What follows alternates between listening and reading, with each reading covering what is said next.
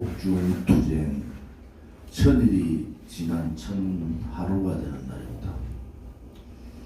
우리가 광화문 촛불 쿠데타 광장을 터키 광장으로 바꾸기 위해서 또 많은 국민들한테 문재인 좌파 독재 정권의 실상을 알리고 용기를 내서 국민저항군을 발동해야 된다고 광화문 천막 당사를 시작한 것이 231일째 됩니다. 국회가 민의의 정당이 아니라 쓰레기들의 그러한 국회로 전락해버리고 권력의 부역자 역할을 하는 이 국회를 규탄하고 공수처법과 연동형 비례대표제라는 악법 중의 악법, 좌파 장기 집권 업무법을 저지하기 위한 국회 투쟁이 32일째 되는 날입니다. 문재인 좌파 독재 정권은 정치적인, 정적인 박근혜 대통령에 대한 가장 악질적이고 악랄한 정치 보복을 하고 있습니다. 이제 미국이나 우방국들은 문재인 좌파 독재 정권의 실상을 암과 동시에 박근혜 대통령의 무죄 또 이 권력 찬탈 상황들을 알기 시작했습니다. 여러 가지 상황들이 전개되고 있고 이제는 박근혜 대통령에 대한 이 형의 집행 자체가 반인권적 상황으로 가고 있다. 이런 여론들이 들끓고 있습니다. 자유한국당을 지지하는 70%는 박근혜 대통령의 탄핵이 잘못됐다고 여론조사에서 나왔습니다.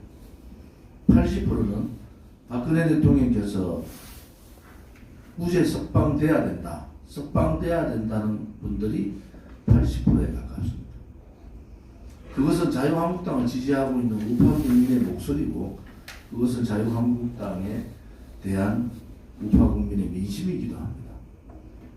그런데 자유한국당은 탄핵을 덮고 가자, 탄핵의 강을 건너자, 혹은 탄핵은 역사가 심판해 줄 것이다.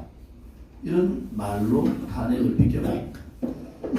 그것은 자유한국당의 당심에도 맞지 않고 민심에도 맞지 않고 전심에도 맞지 않습니다. 민심을 잃고 전심까지 잃으면은 그 당은 소멸합니다. 지금 자유한국당에서 연동형 비례대표제에 대항하기 위해서 불법에 대항하기 위해서 싸우고 있다. 불법에 대항하는 싸움은 정의로워야 되고 정당해야 됩니다.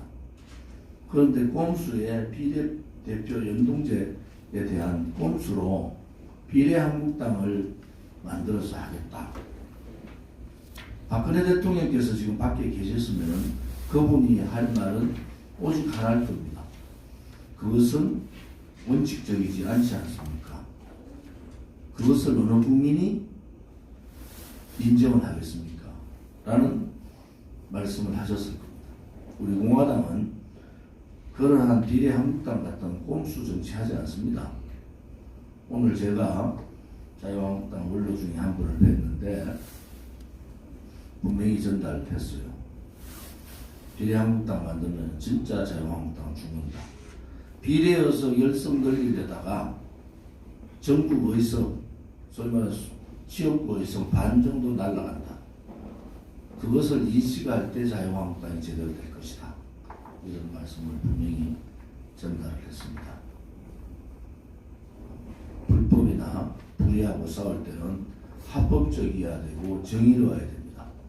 만약에 그렇지 않고 원칙에 벗어나서 꼼수 정치를 하는 것은 보수 우파 정당답지 않습니다.